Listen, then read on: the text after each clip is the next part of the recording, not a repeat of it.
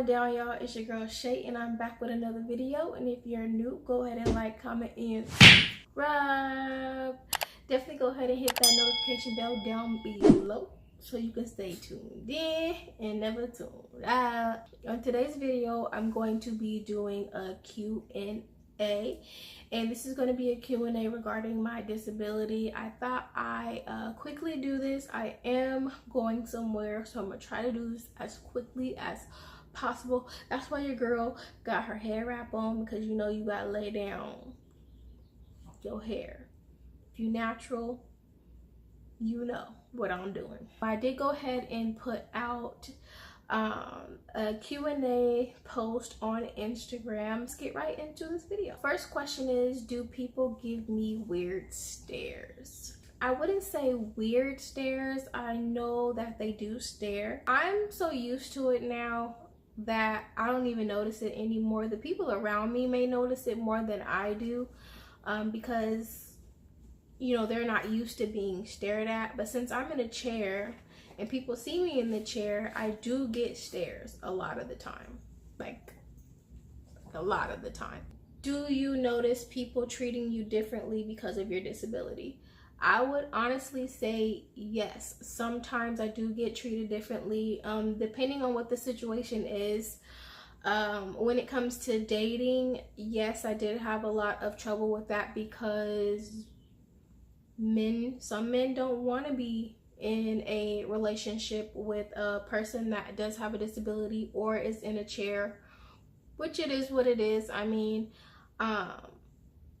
not everyone is like that, but majority of people are like that.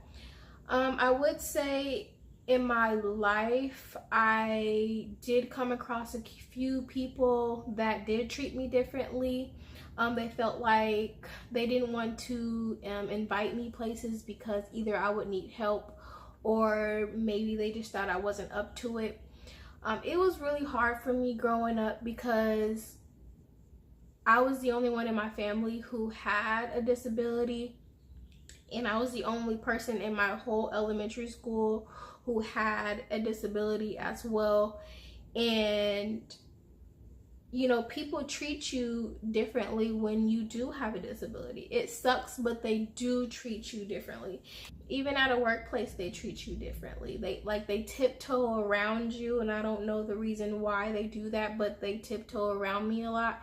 And I'm just a regular human being. Disability or no disability, I'm still just a regular person, wanting to work, wanting to live my life just like the rest. And next question is, when you're talking to someone, do you mention your disability? I definitely do mention my disability. When I was younger, I didn't. The only reason why I didn't is because I wanted people to get to know me first before they saw my disability.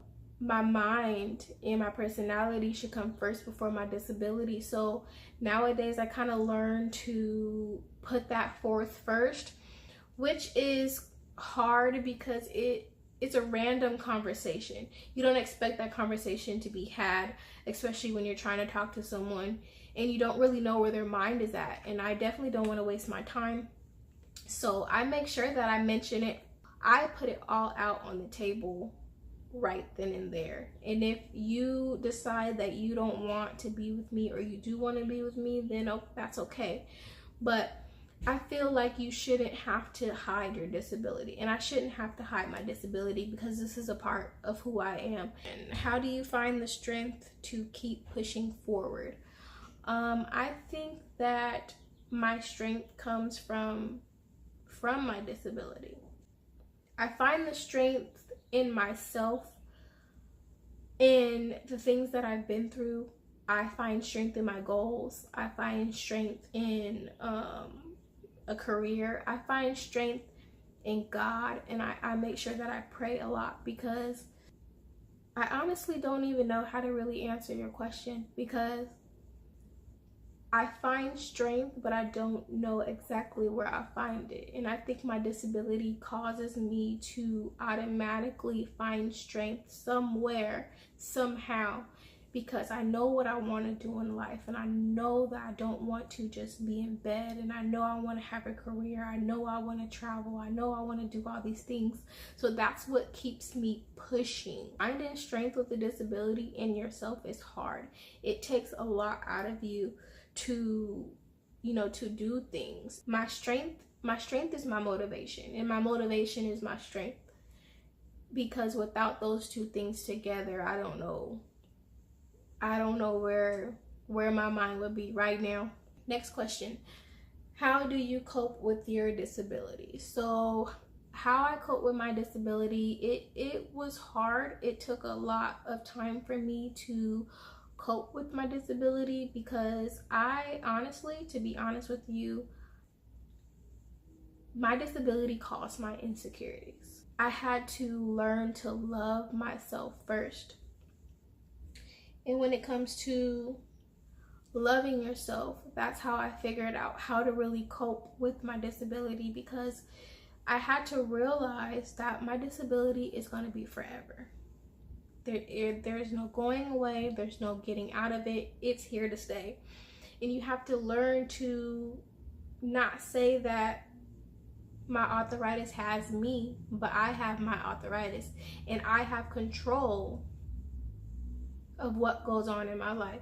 I was really sad all the time, and I had to get myself out of that, because I didn't want to be that type of person. It took me a while to even get YouTube, because I wanted to make sure I fully loved myself first before I give my all to the world.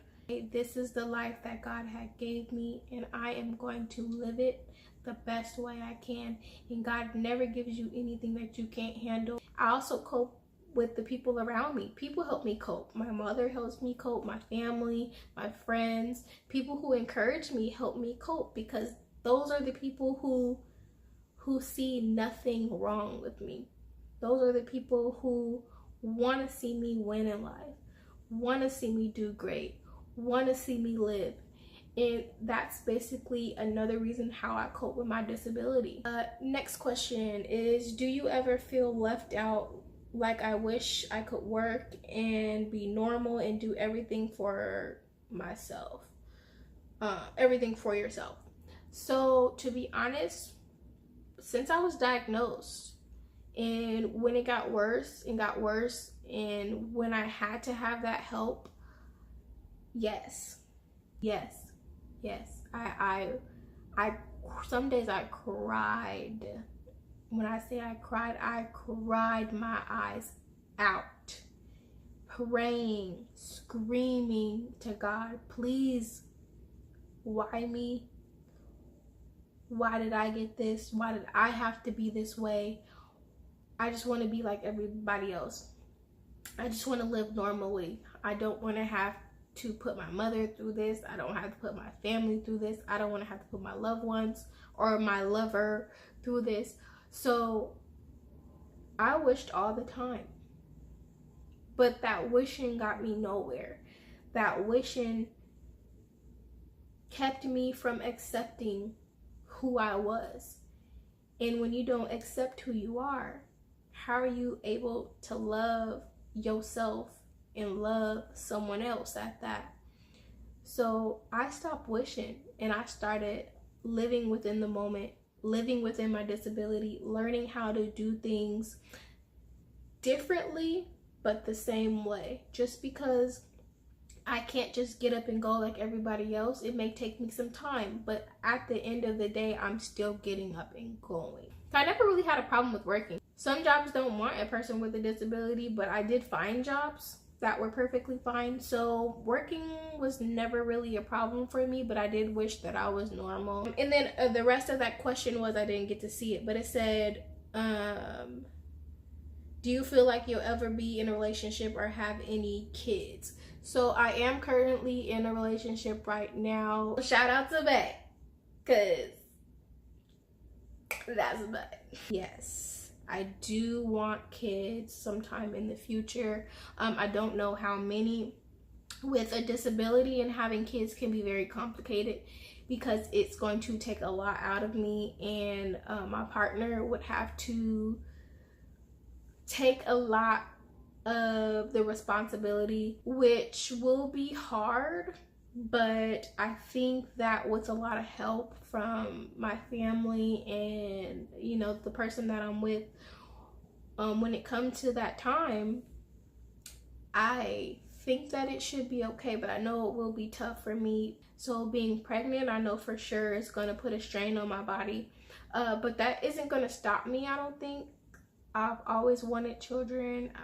At least 1 or 2 would be nice. Another question that was similar was, how do I feel about being disabled, and how do you feel depressed at times? I answered the one of how I feel about being disabled. Well, I kind of didn't. At times it can be depressing because I do want a lot more for my life, but it isn't going to stop me from trying to reach them with a disability. I try to get out that depression state because I was in it too long, and it brought me down really low, and I had to pick myself back up by myself. I wasn't really the type to talk to anybody. I wasn't really the type to share how I felt. Except for maybe 1 or 2 people. Those people helped me get out of that depression as well. I always kept things to myself. I always kept things bottled up. And I learned that I can't do that anymore because it can eat you alive. So if you have anything going on, disability or no disability, just talk about it. Try to talk about it with somebody that you trust and that believes in you, because it does help a lot. Who helps you on a daily basis, and can you tell me more about your story, how it happened? So yes, the person that helps me on a day-to-day basis is my mother. I currently live with my mother, so she helps me out a great deal. Shout out to Mom. Hey Mom, I love you.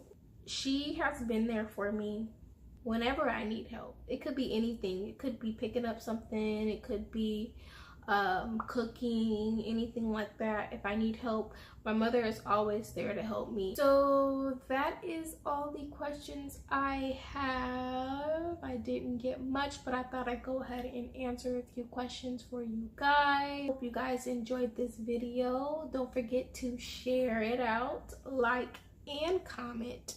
Your girl will appreciate it very much so. And I'm gonna get ready to go because it's about that time. And I think my hair done cooked enough for this video. So I'm gonna see you guys on the next one. Bye. Let me get a foot up in the door one time. Take over the world, no time. I ain't gonna lie, baby girl, you